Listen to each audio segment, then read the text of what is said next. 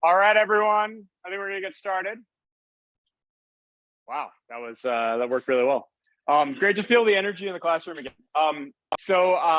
Welcome everyone to Chemical Engineering 3353, Fluid Mechanics. I'll be your instructor, Tom Zangel. If you're in the wrong place, now's a good time to leave. I've seen that work once, exactly once. It was in a graduate level, actually fluid mechanics class. It was written up on the board, right? The name of the class was written on the board for everyone to see. Came in. This is an old school class where everything was done with chalk on chalkboard and that kind of thing. I won't subject you to that this semester. But as soon as the professor announced what the class was, someone bolted out of the room. Clearly had someplace else to be. So before we get started, actually, our TA does have someplace else to be, but one of our TAs is here today, Adriana. I just wanted to introduce her to you all. We'll talk more about the role of the TAs in this class, but she's got to get to chemical process safety, which you have to look forward to next year. So thank you, Adriana. Okay.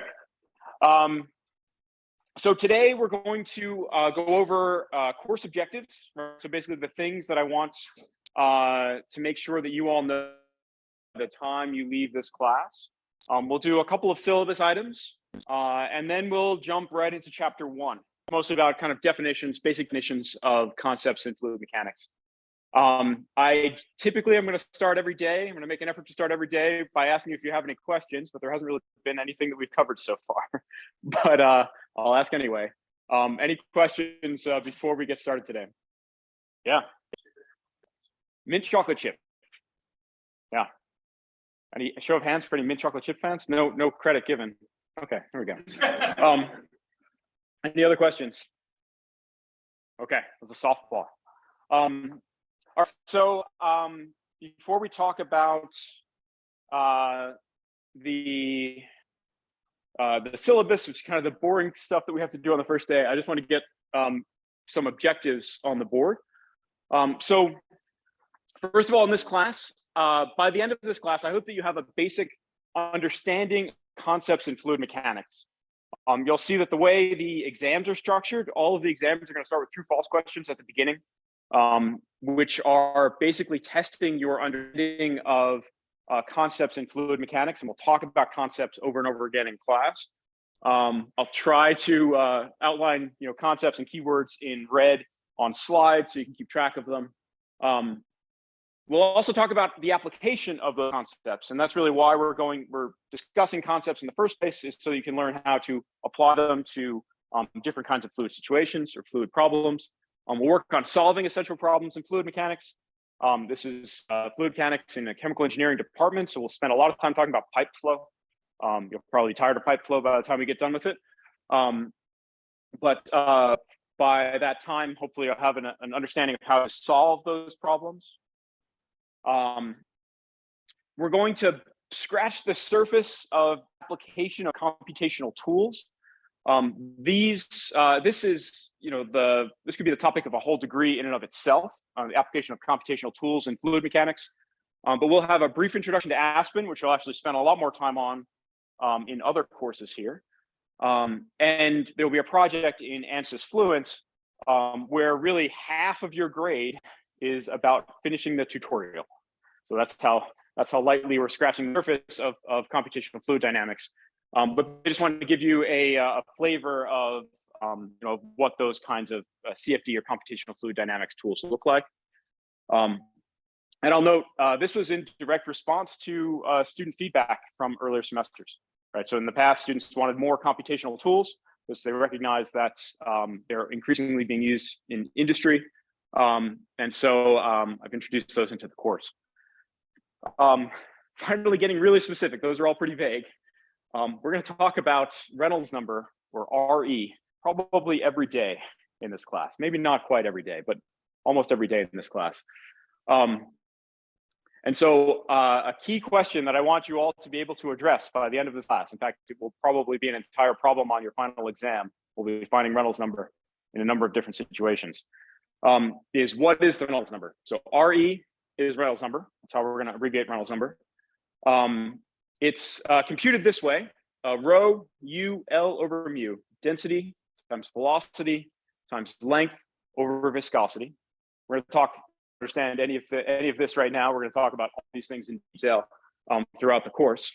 But for now, I just want to drive home that if you don't know the Reynolds number, for a given flow, if you don't know the Reynolds number, you really don't know much, okay? So for example, this is an image of this is a cylinder in cross flow. This is a classic experiment in fluid mechanics. It comes from this book, An Album of Fluid Motion by Milton Van Dyke. It's out of print, and so, but I really like it, so I've made it available to you all as a PDF on the Canvas site under Files.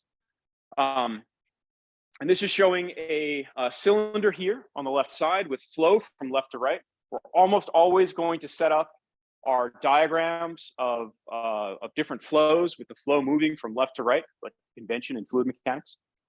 And then there's dye being released flow stream to help us visualize what's going on. This whole book is full of these beautiful black and white photographs of flows in fluid mechanics. And what we can see here are alternating vortices being shed from this cylinder that then move down the stream, right? Move downstream with the flow. This particular phenomenon is called the von Karman vortex street. Gets that name because it looks something like, if you imagine a street running through this, and these are like the pools of light being shown down as from the street lights on either side. And it occurs over a wide range of Reynolds numbers. In this case, the Reynolds number is 140. And one thing that tells us is that this is a laminar flow. So there are vortices, there's all kinds of interesting behaviors, but this is a laminar flow. This is not turbulent. So we'll return a lot to that concept of laminar versus turbulent flow and some of the misconceptions about laminar versus turbulent flow. But one of them that I hear often is if there's any kind of swirliness in the flow, it has to be turbulence, and that's not necessarily true. But we will return a lot more to that much later in the class. It's just a teaser for where we're going. Okay, so some syllabus things now to get us moving. My name is Tom Zangle. I'll be the instructor. Here's my email address, tzangle@chemeng.utah.edu. Maybe it's a generational thing, but that is definitely the best way to get a hold of me. Okay, email is the best way for you to get a hold of me. I have it on my phone, it comes in on my watch. If I'm at my computer, it pops up and tells me that I have an email. For anything, questions about the course, scheduling of a meeting or that kind of thing, send me an email. My office is in SMBB 5535, so we're in WEB. I guess somewhere around here. That's where my office is, in the Sorensen Molecular Biotechnology building, just up the hill. My research, which I'll talk a little bit about as we go through the semester, I'll introduce how it intersects with the things that we're talking about in this class. My research is on really more the biomedical area of chemical engineering. We build tools to study cancer and help oncologists choose the right therapy for cancer therapy for cancer patients. Working in breast and melanoma right now. But that means that it's convenient for my lab to be kind of between, where the engineering campus mainly is and where the hospital is up the hill. That also means it's a little bit inconvenient to get to, which I understand. And so as we talk through, specifics of office hours, I've tried to make allowances for that. We have two teaching assistants, Adriana, who was sitting right before she had to run off the class, and Rob, who's in an anatomy class Monday through Thursday at this time, but he'll be here on Friday to introduce himself. So office hours, a lot of text. I tentatively have mine scheduled for Monday and Tuesday from 12:50 to 1:50 p.m. I scheduled them this way to kind of squeeze in before lab, the junior lab. Is junior lab still like the bulk of it's at 2 p.m.? Okay. And the other reason is we typically have homeworks due on Wednesdays, so I want to have my office hours at the beginning of the week when more people will show up. Okay, so I'll keep that 12:50 to 1:50 p.m. But if there are a large number of conflicts as you're all talking about this, just let me know, and I can always reschedule. They'll be canceled during holidays and breaks. Occasionally, I'll announce other office hours as needed, like before exams or that kind of thing. My office hours will be both in my office in SMBB, and via Zoom. So this is my Zoom office link. It's also on the Canvas site, so you don't have to copy down this whole string of things. And I'm happy to meet either way. Typically last year when I was doing this, I'd have some people in person, some people on Zoom, and we'd all just be meeting and talking, and that worked. My building is card access only, but you should all have access soon. I'm going to submit the roster to the person who controls access to my floor. And so your card should work in the elevator to get you up to the 5th floor, probably by next week, is my goal. But if you're stuck downstairs, send me an email. So tzangle@chemesh.utah.edu. Again, I should get it pretty quick. One area that has been, in particular I know we have many transfer students. Welcome to the U, actually, if you're a transfer student here. This may be your first lecture at the University of Utah. I meant to welcome you from the outset, but welcome to the U. Anyway, in the past, in particular, some transfer students have had issues getting their cards activated this first week and everything. So if you're stuck downstairs for any reason, then send me an email and I'll come down and meet you in the lobby outside of the Urban Pioneer Cafe, if you know where that is. Used to be a burrito shop, now it's that place. I'm also available by appointment. So if you want to meet outside of normal office hours, just send me an email. We can set something up. Another thing is that if you log into Zoom, I get an email saying that somebody logged into my Zoom room. And so if I see that and I'm available, I will try to log in and see who's there and answer, whatever, or help with what you're working on. Just give me a few minutes if you do that to actually open up Zoom and get in there. But that's my substitute for kind of the drop by. I know my office is the most convenient for you all to drop by as you're working in study groups, but this worked pretty well last year. I had a study who would take advantage of this when they're working on problems and have questions. Okay. TA office hours, date and location to be determined, but I'm looking to have those set up by next week, so you'll have help on the first homework. Okay. All right, the text is going to be Fluid Mechanics, the 8th edition by Frank White. I think there is a 9th edition now, came out last year, but the changes from the 8th edition are not really substantial. As we'll see, the basic equations of fluid mechanics, the Navier-Stokes equations, we're going to get to probably just after the first midterm. They've been known for about 200 years, so there aren't huge developments in the area of fluid mechanics that we're going to be studying this class. There's definitely still active research in fluid mechanics, don't get me wrong, but for the topic we're covering in this class, there haven't been substantial developments since 2016. Also recommended is an album of fluid motion, which again is on Canvas.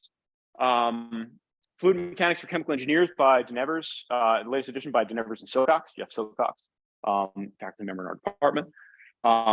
Also Fluid Mechanics for Chemical Engineers by Wilkes. This is definitely a much more advanced text, but I put it here because it's a good text and it's available for free online through the library. So just as an extra resource if you need it. All right, for grade in this class, so this is primarily an M-based class. So we will have 2 in-class midterms, each worth 25% of the grade. Those are scheduled for September 28th and November 4th. That's in class during the class period. I've talked with the other, for those of you on the main track, I've talked with the other junior level instructors, in particular for thermo and heat transfer, and we all kind of coordinated our midterm, so you don't have 2 of those at least on the same day. Yeah, in the past when we haven't done this, we get a lot of emails, panicked emails, sometime around noon or 1 o'clock day, when everyone realizes like, oh, wait a second, I have 3 exams on November 4th. So we're trying to avoid that. Let me know if they've, I guess, changed, but we worked this all out. And then the final exam is Monday, December 12th from 8 to 10 a.m. also in this room. And that one's set by the registrar, so I don't have much control over that. Okay. Homework is worth 10%, primarily meant as a means for you to practice material. you'll be submitting it via Gradescope. So I use Gradescope to grade the exams. So the exams will be done on template forms, so that I can use Gradescope in order to grade the exams. It's an automated grading tool that allows me to take a rubric and apply it uniformly across the whole class. So it really helps in grading the exams. But so sort of as practice for that, I have you do the homework on Gradescope as well.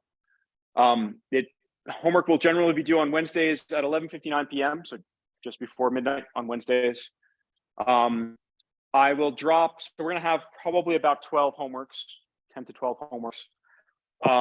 I will drop the 2 lowest scores, but that means that no late homeworks are accepted. So if you can't get the homework in time, on time, that's fine. I'm just gonna drop the 2 lowest. And again, as I mentioned on the objective side, there will also be a CFD project. It's worth 10% of the grade. It'll be a group project. We'll form the groups later in the semester. And it consists of 2 parts. First, you will submit the output of a tutorial where it's really just step-by-step, load into Aspen, follow through, set up a simple problem and submit your output. And then it would also consist of a group report on a flow problem that's due on December 7th. Last. All right, any questions on syllabus things? Yeah. Yeah, homeworks will be, so I endeavor to give you at least a week to finish. So typically on Wednesdays, I'll class and start working on putting together your homework if I haven't started that already, and try to get you the homework assignment by sometime in the afternoon on Wednesday, to be due the following Wednesday at midnight. There will be some exceptions to that. So for example, there will not be a homework due over fall break, but there will be a homework assigned you'd be working on over fall break. So you have extra time on that one. Yeah, so you'll have at least a week to work on the homework.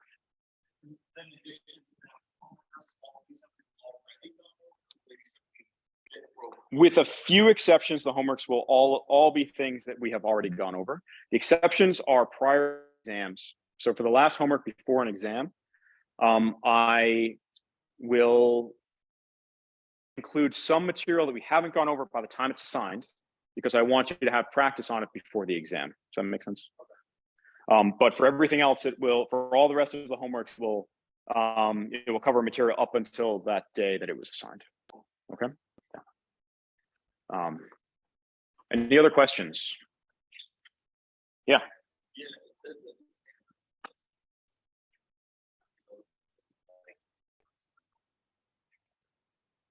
That's fine. And exams will be in class, right? But that's fine. Yeah, so on exams, yeah, they're open book, open notes, open homework, but not open your classmates or open anyone else, right? So no communication with anyone else other than myself or the TAs on the exams. And we will be holding those exams in person. I think we've gone through a few years of remote hybrid instruction and things, which can be a challenge, including for exams, but we'll do the exams in person this year. Yeah. So you said it's open notes and open homeworks, then we'll be able to open up on our devices. Yeah, so you can open them up on your devices. Yeah, exactly. I understand you're going to have a PDF of the textbook, right? So it's part of the reason to stay with the 8th edition is I know it's generally available, right? You can get an electronic copy of that. There's also an electronic copy available through the book. Yeah, so I understand that you will have computers and tablets, but yeah. Any other questions? Something else just want to direct your attention to on the syllabus. We'll probably go over this at some later point when I'm not giving you this deluge of administrative information. But this year I put some kind of hints. I've noticed that I'm basically saying the same things as hints for success in this class to many students individually in meetings. And so this year I just wrote a lot of those tips down on the syllabus itself. So if you scroll down, it's somewhere towards you have to get through a bunch of administrative stuff. All right. Anyway, it's just scroll down, you'll see it. And you should look at it anyway. But look at the whole syllabus anyway. But there'll be some hints on how to kind of approach the homeworks to do the best class, the types of things I'm looking for, And again, we'll go over this more as we get closer to the exams, but just to get you started. For example, one tip is on the homework, I fully understand and expect that you will be, or many of you are going to be working in groups, right? And that's great. But one place where I've seen students struggle is if they are starting homeworks with their groups, right? So instead of starting the homeworks on their own and maybe struggling a little bit on concepts that they need to review, if students are, if you're starting the homework with the group, it's really easy to convince yourself when the group, someone in the group who understood that concept really well explains how the problem's done. It's really easy to convince yourself that you would have come up with that all entirely on your own. So what I advise is that you start the homework yourself, get stuck, then seek help, either TAs, with me, or with your homework groups, okay? Because on the exams, you're gonna be starting the yourself. And if you're an engineer tasked to do this at a company, right, to work on one of these concepts at a company, you're gonna be expected to start that problem yourself there as well. At least start it, okay? But there are more tips on Canvas, and we'll go over them periodically throughout the semester. Okay. One last note. So there's a whole number of things on resources on the syllabus, including resources related to COVID. COVID is unfortunately still with us, right? We're in kind of a plateau right now. There's a possibility we'll get a peak again as we move through the semester. Fluid mechanics plays a key role in the spread of COVID. So we will occasionally talk about it as kind of an academic exercise. So for example, there's a simulation of particle dispersion in a Abravanel Hall. This was done sort of early in the pandemic by Professor Tony Sod, who's faculty in this department. And the goal here was to try to protect the audience from the exhalations of the orchestra by simulating the flow in the entire concert hall. And the answer was basically open doors and windows for better ventilation was the main way that you could help protect people.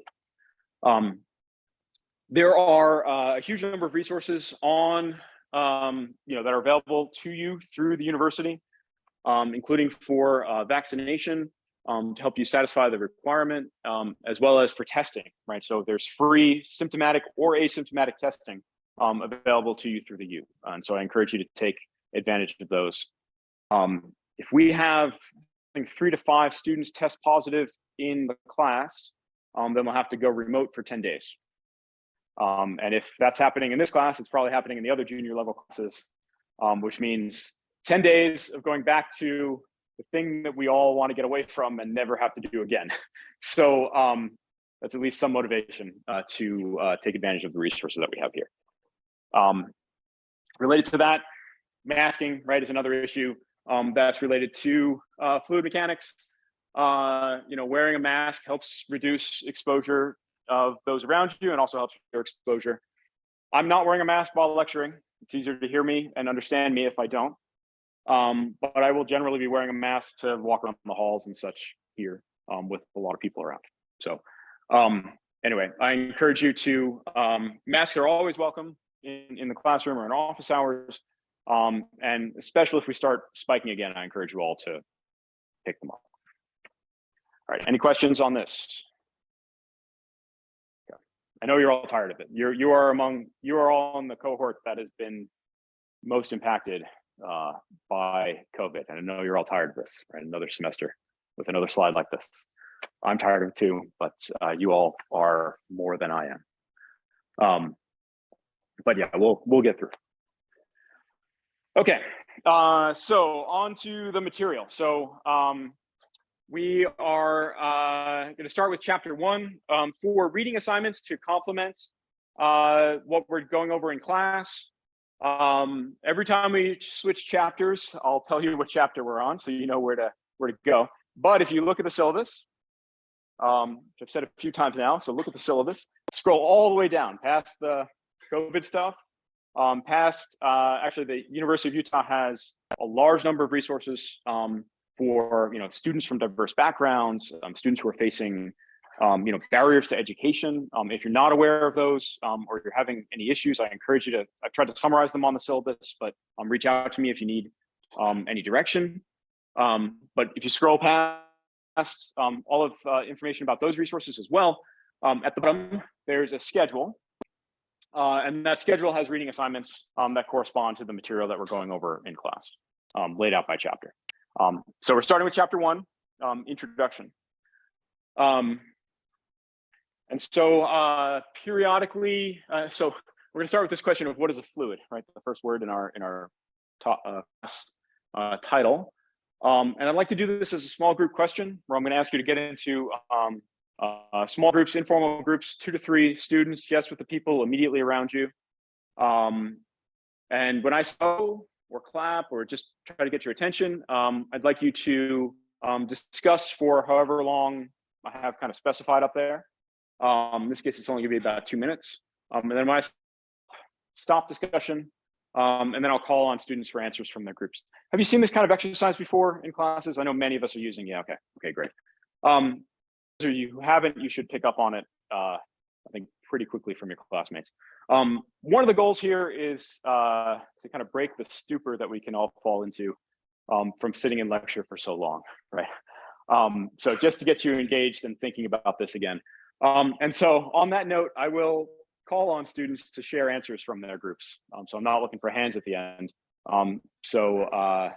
Yeah, you can't hide. And it's a big class, but can't hide.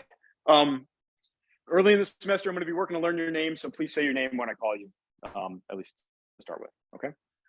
All right, so for about 2 minutes or so, I'd like you to get into small groups. What is a fluid? It could be definition of what a fluid is, examples of what a fluid is, counterexamples, like what a fluid isn't. All of that is good, okay? So 2 to 3 minutes, go.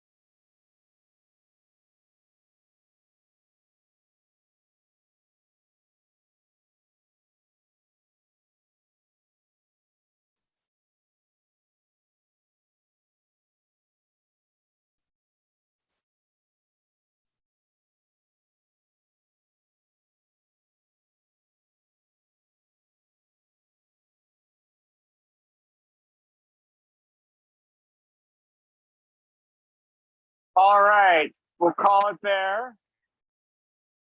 I know maybe some of the discussion was just getting started, but now we'll talk as a class. The gray shirt all the way in the back. I saw you really eagerly participating. I just, if you wouldn't mind sharing something that you discussed. John, nice to meet you.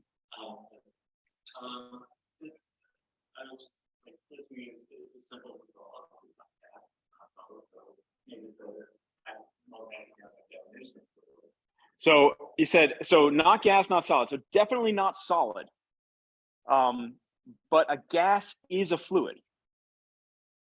So a liquid or a gas are both fluids. Sorry, do you want to amend? Yeah. But it has gas, they both share similar action. So I will amend that a gas is a fluid. Okay. A fluid, sort of from a like state of matter perspective. So a liquid, right, like water, a gas like air, or even like a plasma. Those are all fluids. From the sort of definition here in class.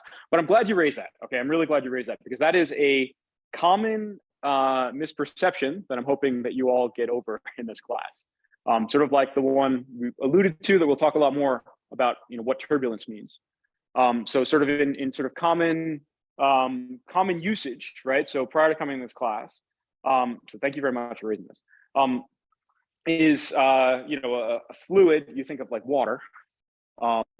But air is also a fluid, right? Gases are also fluids.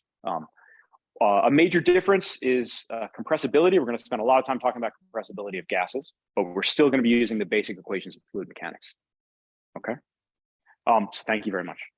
All right. Here in sort of the button-up shirt, red hair. Yeah. What's your name? Ethan. Okay. I saw you gesturing with your hands.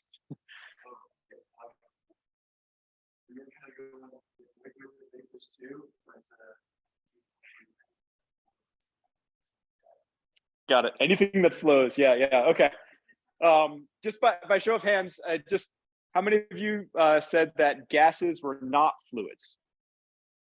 Don't be shy, please. Okay. Yeah. So yeah. But there may be a little bit of shyness because I've heard that more widespread, definitely on this first day of class as well. Yeah. Yep.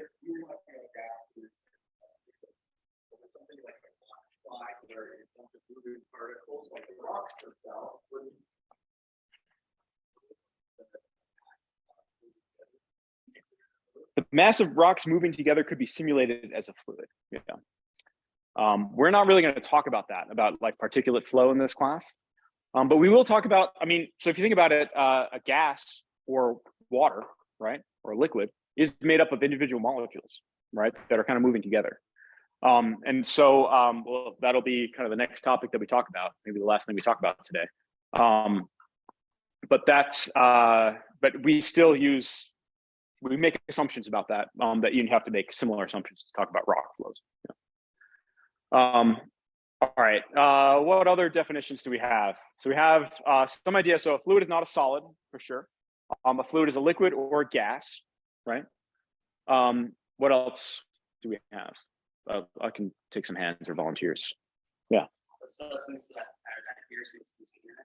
A substance that adheres to its container. Yeah, so like in particular for a gas, right, we'll see it adhere to its container, right? Or in a liquid, right, we'll typically see it flow and take the shape of the bottom of the container. Yep. One in the white shirt right here. Natalie. Yeah. Okay. What do you mean by fluidity? Yeah. Yeah. So if we apply a force to it, I'm going to put it in more right in the terms that we're going to start using in this class. So if we apply a force to it, it'll flow. And that actually gets us pretty close to the textbook definition of a fluid is that a fluid exhibits continuous deformation in response to shear. So this is a textbook definition, but the basic idea, like imagine we have a big block of solid material, right? It could be a piece of steel, it could be a piece of cheese or something, right? And we take it and we shear it, meaning we're going to move one face of that material relative to the other. If I apply a continuous force, eventually that steel or cheese or jello or whatever is going to apply a force back that will stop that motion, right? And so I will shear the block over and then it stops moving. That's a solid. In a fluid, in contrast, if I had, for example, a film of liquid and I apply a constant force moving over that liquid, the liquid will continuously move for as long as I'm applying that force. Or imagine I have like an infinite pool of liquid or something. then I'll just have continuous motion. And the same thing for gas. Okay, so a gas would do the same thing, right? So as I'm moving my hand through air, right, I'm applying a shear force to this little piece of air between my hands, and the air is continuously moving as I drag my hand through it. And so that is the sort of technical definition of what a fluid is. So liquids and gases are both fluids. Okay, put it there because maybe many of you were afraid to admit it, but it is a common misperception.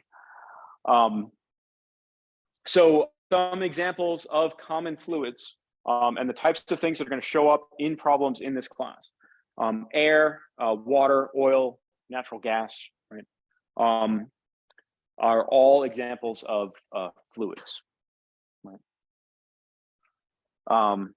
Did any of your groups go over examples of fluids? Any other cool examples? Surprising ones? Yeah. Yeah. On a long enough time scale, yeah. On a long enough time scale, a glacier flows, right? And so it behaves like a fluid. You're getting a little bit into, there's a topic we're going to allude to called, I don't know, it's called non-Newtonian fluid mechanics. We'll talk a little bit about that. You have to know what Newtonian is before you know what non-Newtonian is. So I'm not trying to scare you, but there's your group back there is alluding to a lot of these topics. We'll look at some. So one thing that we're going to do, and I'll get to your question in a second. One thing that we'll do on Fridays, we'll have YouTube Fridays, where we'll start the lecture by watching a few short clips of YouTube videos, and I'll talk you through what we're seeing and how it relates to what we've done in class. Typically in this first week, we haven't covered that many problems or that kind of thing that we can go over, but we'll talk about some interesting fluid applications this Friday. Yeah, go ahead. Yeah, my name is Nathan. Nathan. I was wondering, like, for aerated beds, is that fluid? Aerated beds. Yeah, you would model those as a fluid, but you'd have you have to keep.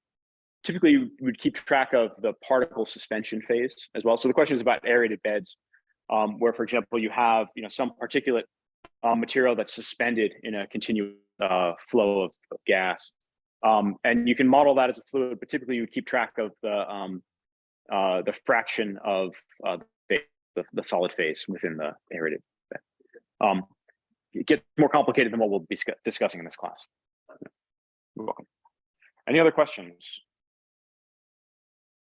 Okay, great. Okay, so the second part of our course title is mechanics. So the mechanics is the study of forces and motion. Okay, so fluid mechanics, we're going to study. We're talking about the study of forces and motion as applied to fluid. So you take a bottle of water or air and slosh it around. You're actually applying a force to it. And the study of what's going on in there, that is fluid mechanics. So it's the study of the response of fluids to forces. The response is often motion, which is dynamics. Right? That's what we call fluid dynamics. So if we have motion, that's fluid dynamics. If there's no motion, like if you take that bottle, right? We take a bottle of water and we sit it on the table. We wait for it to steady out. There are still forces being applied here, right? There's still gravity acting on the water inside of my bottle. And so it's still under fluid mechanics, but since it's not moving, we would call this fluid statics or hydrostatics. We'll talk about this in chapter 2. So chapter 2 is all about fluid statics, sort of the first main topic, but then pretty much the rest of the course is going to be about fluid dynamics. Yeah. And so, like, the fluid statics are also, it says no motion, but not also like motion in like the fluid, like there's power, like absolutely no motion. Absolutely no motion is what we mean by fluid statics, or so little motion that we can ignore it, is what we mean by fluid statics. There's probably some motion. There's some motion still going on in that bottle, even though I set it down a few minutes ago, right? But we'd probably call it a static situation. But if there is internal motion within it, so even if this were entirely filled with with water and I pick it up and it's moving around inside, that's still a dynamic situation. That would still be fluid dynamics. Any other questions? Alternatively, a definition I like is that fluid mechanics is the application of mass, momentum, and energy conservation to fluids. And this is really how we're going to be going through the material in this course, right? So we're going to develop mass, momentum, and energy conservation laws, and then apply them to fluid flow problems.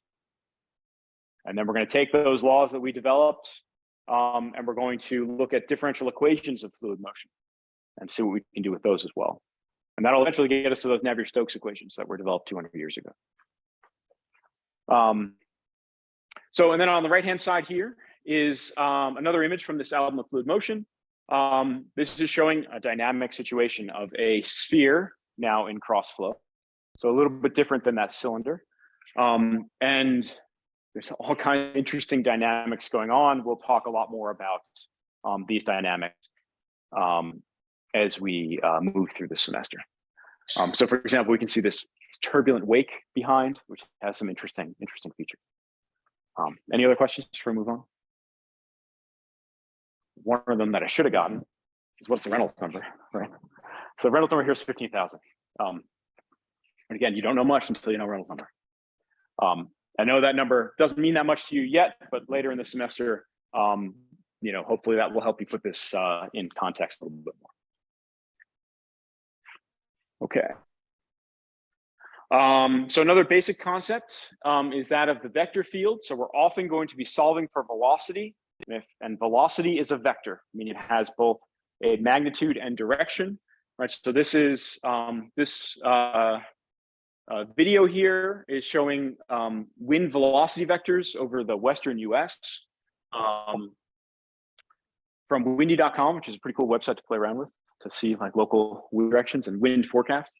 You can see that there is both there's a magnitude indicated by color, but also a direction, right, indicated by where the arrows are going. So when I'm asking you in general for the velocity of a fluid, the answer is generally not complete unless you've given me both a magnitude and direction. And that's going to be important in some of the problems we solve. So vectors have magnitude and direction. In general, we can write the velocity field as V is, has an X component, a Y component, and a Z component in Cartesian coordinates in 3 dimensions. In this case, I, J, and K are unit vectors in the X, Y, and Z directions. Right, just a reminder that vector calculus will be a part of this class.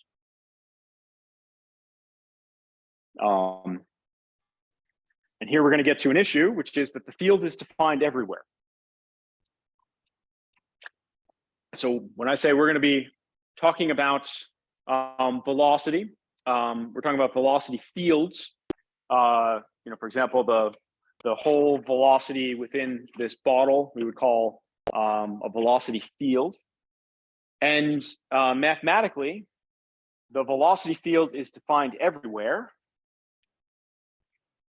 But fluids are made of individual molecules, right? Or a rock slide is made of individual rocks. So this assumption is actually a little bit strange, right? When I say that we're going to solve, so eventually we're going to be solving for velocity distributions, for example, in a pipe.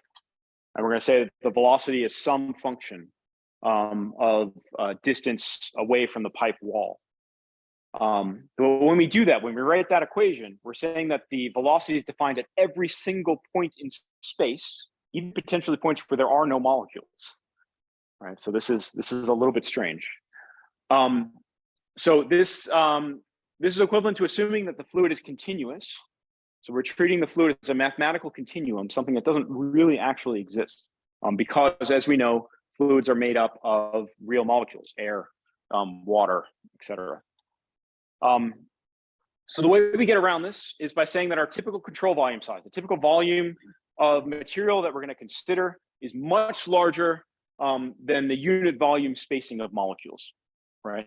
So if we're considering air between my hands, the space between my hands is much, much larger than the spacing between individual molecules of air. And so this assumption is pretty good. If we're considering the flow of rocks on a hillside, if we're up close and personal and sitting on one of those rocks, then a continuum assumption is not so good for understanding what's going to happen to us. But if we are looking at that flow of rocks on the hillside from a helicopter, far above, then the continuum assumption would actually be a pretty reasonable approximation, right? Now, there's a much more formal way to define this, right? So here I've just kind of said that, oh, we're just going to look at things that are big enough that we don't have to worry about the spacing. But we can get much more precise by looking at this thing called the Knudsen number. This is a non-dimensional number. We're going to spend a lot of time on non-dimensional numbers in this class. But the basic idea here, the basic idea of a non-dimensional number is it allows us to compare two different things in a way that's independent of how you measure them, right? So this Knudsen number will be the same, for a given flow, for a given situation. This Knudsen number will be the same regardless of whether you're measuring in inches, millimeters, furlongs, or whatever, right? You should end up with the same number. And so it's a way of approaching or of seeing what physics are important. We're going to develop this quite a lot more through the class. But this Knudsen number compares the mean free path, lambda, to the size of the system we're interested in, where this mean free path is the average distance between individual molecules. Okay, so for example, for air, right? So if we're considering, whether or not the continuum approximation holds for, moving my hands past one another. For air at STP, lambda is about 66 nanometers. Right? So that is tiny relative to, the spacing between my hands. And so therefore we can ignore it and we can treat the fluid as a continuum. Okay. So we define this number, and sorry, I know I see a lot of writing, and I apologize if I'm moving a little fast. The slides will be available the night before, at least by the night before lecture. And then if there are any corrections, I'll make the full set of slides available just prior to the exam. So this Knudsen number we write as Kn, and it's defined as lambda over L. Right, where lambda is the spacing between molecules and L is the size of the system that we're concerned with. So, it might be the spacing between my hands, right, of a few centimeters relative to that 66 nanometers. That would give us a number that's large or small. So the Knudsen number for airflow between my hands, is it large or small? Just say it out loud. Small, small. It's very, very small, right? 66 nanometers, lambda, is much, much smaller than the few centimeters, right, between my hands. And so if formally what we say is that if this Knudsen number, Kn, is much, much less than 1, then we can ignore the space between molecules. And we're generally going to stick to this case of Kn or Knudsen number much, much less than 1, meaning we can treat the fluids as continuous. So there's already going to be enough math and analysis in this class without keeping track of individual molecules. And this will be an important simplification. So Knudsen number is not actually the first non-dimensional number we talked about in this class. There's one more. What number is that? Reynolds number. Yeah, Reynolds number is non-dimensional, right? Yeah, be careful about, we'll talk a lot more about, we'll start next class by talking about units and dimensions and so on. In general, if an answer that you're giving should have dimensions, it's incomplete without them. But there are going to be some answers that you're going to give in this class that do not have any dimensions. For example, if I ask you what the Reynolds number is. Okay. All right, that's a good place to end, and we're out of time anyway. So we'll pick up on Wednesday. Thank you all.